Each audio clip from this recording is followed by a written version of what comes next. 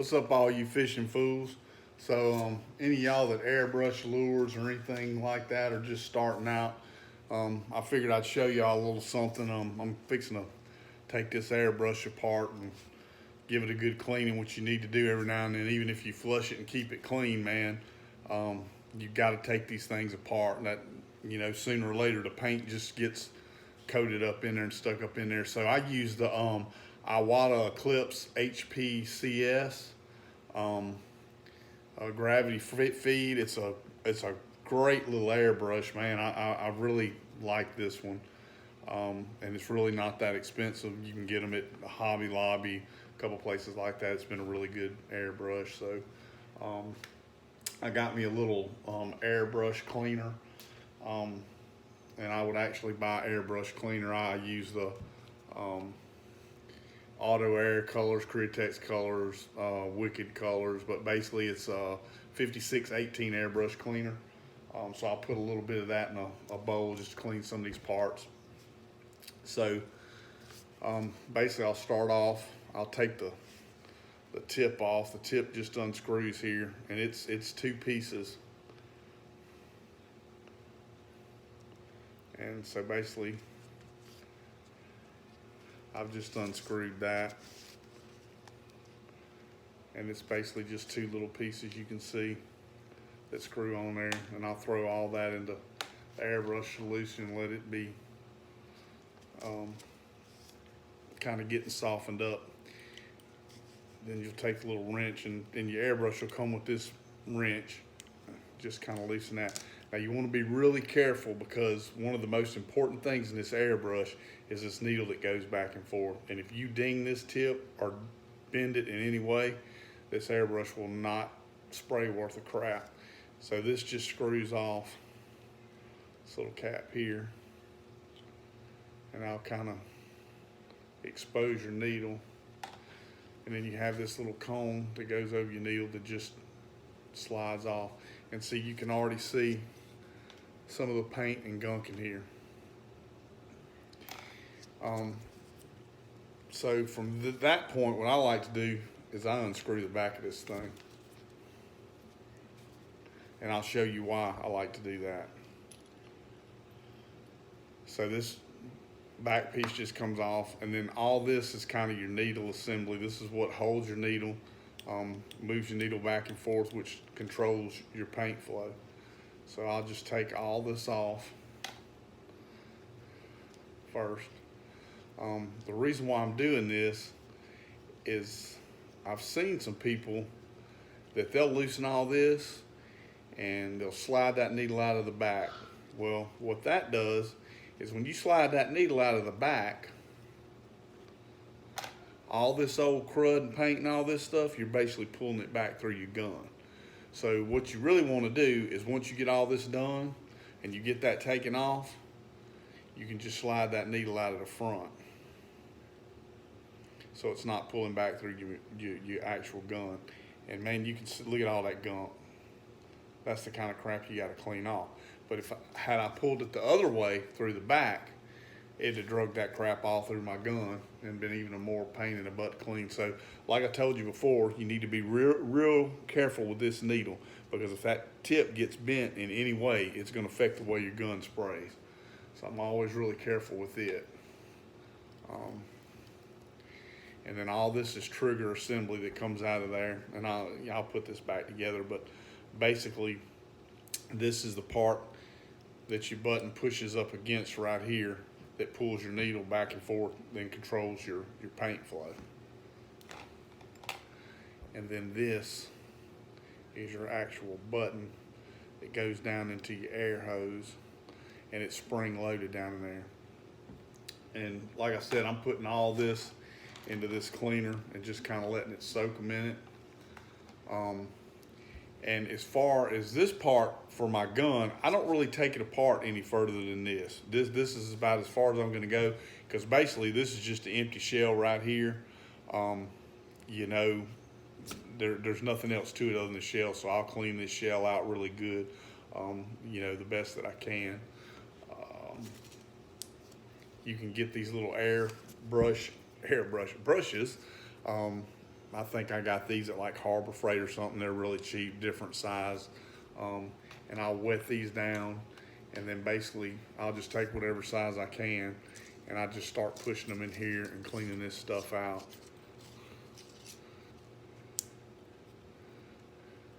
And I mean, that's really all I'm doing is just kind of getting this junk out.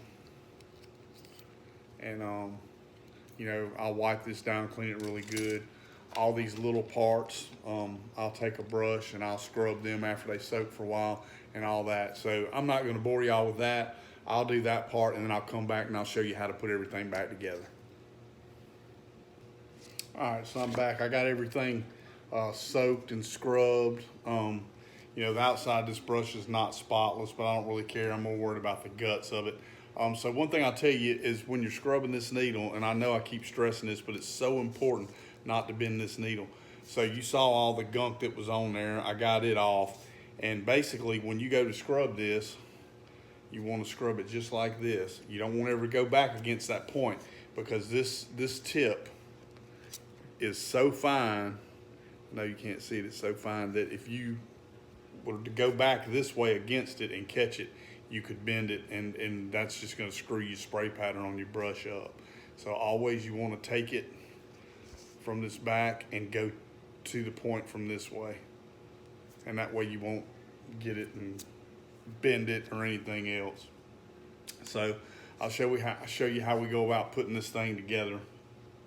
So basically, the first thing that I need to do is I need to put the button back in there, and there's a little bitty hole that goes down in here that's spring loaded, and that controls your air. And when you push this down, that's what lets your air come up and down. Now this is kind of a pain in the butt to do.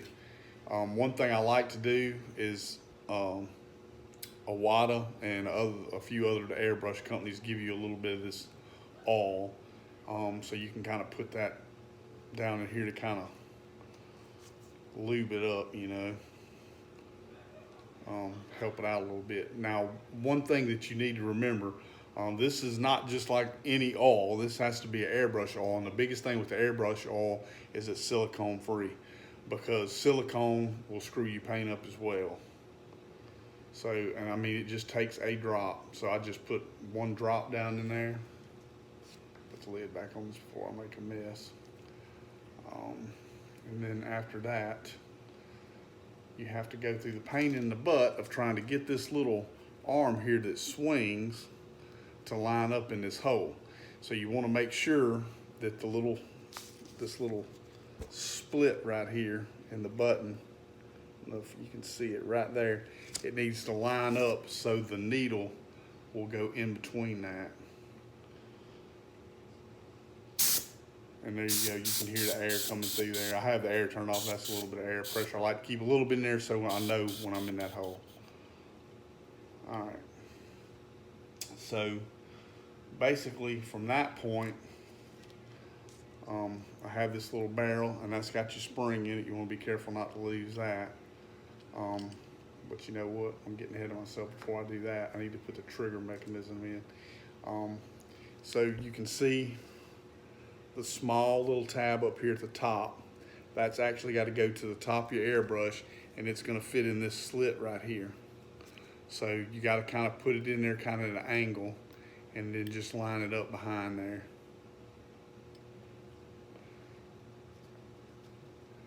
Then you'll take the part that I showed you, your little barrel with the spring in it, and place that over the top of that, and then basically all you're going to do is just screw this in.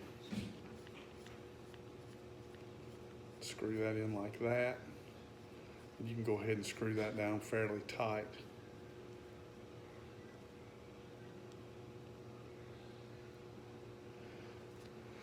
All right, so at this point, I like to go ahead and start putting the front end of my gun together, because again, one of the biggest things I want to do is protect my needle.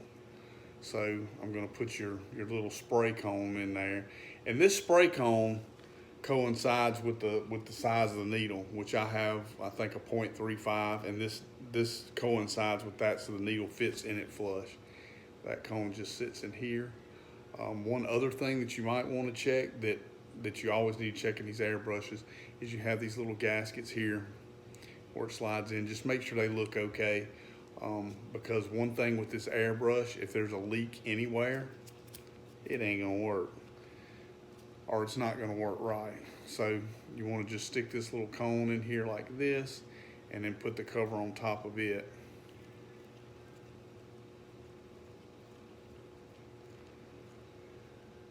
And the little part of the cone still exposed.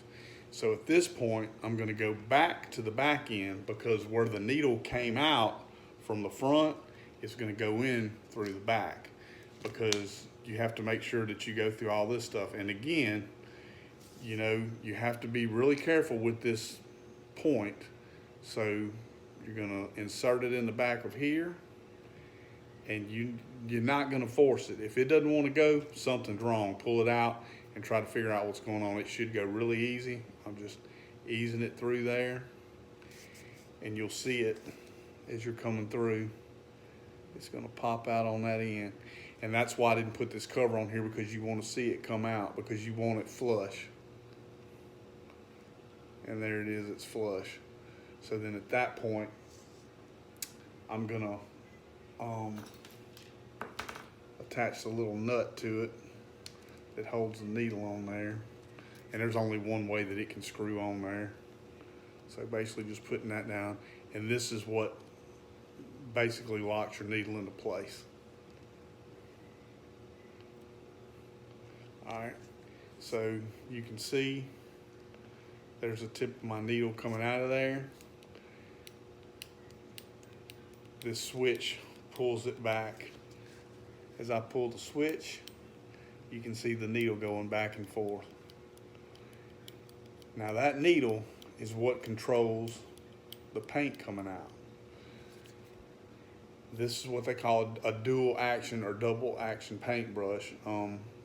So basically what that means is, where a single action paintbrush, airbrush, you have to adjust everything, and then basically all you do is you push the button and the paint comes out however you had it adjusted. With a double action, what happens is as you push this down, that's where you get your air, and you control how much air is coming out by how far you push the button down.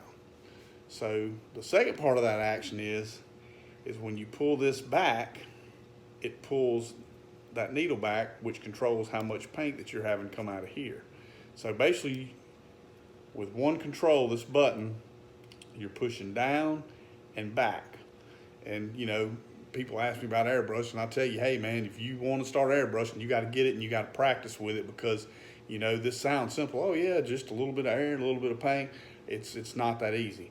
So again, you want to push down to get how much air you want coming out, and then depending on how much paint you want to come out, you move that needle back so it's down and back. So that's a double action airbrush. So anyway, kind of got off track a little bit, but I mean, it's pretty much together at this point, other than just putting these nozzles on there. And then these nozzles at the end, and there again, you have to be really careful with your needle here. These just slip on the end and just screw on there. And you know, everything should screw on really easy. If it's not, just like there, it's probably cross threading. So just back it up and start it over. Everything should assemble really easy. I put everything on here kind of hand tight. And again, these nozzles, it's not going to spray real well without those either. So got the nozzles on there.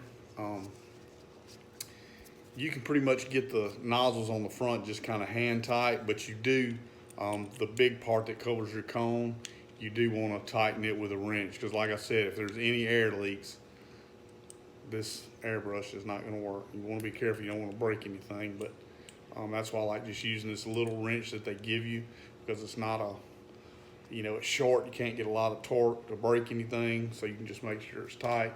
You want to make sure that's tight, this is tight, and then basically just have this little, I mean, the airbrush would work without this, but it makes it a little bit easier to handle.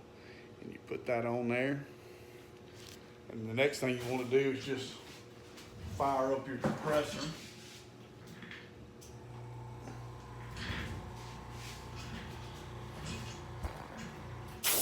And make sure you got air coming out. That's all there is to it.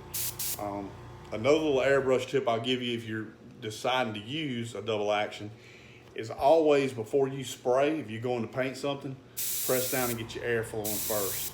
Because if there happens to be any little bit of paint caked on there or whatever, I'll spray first, just spray it out of there. Then like I said, air, paint, air, paint. And you know, it's just a feel. You'll get used to it and you'll figure out how to do it. It just takes practice. If I can do it, anybody can do it.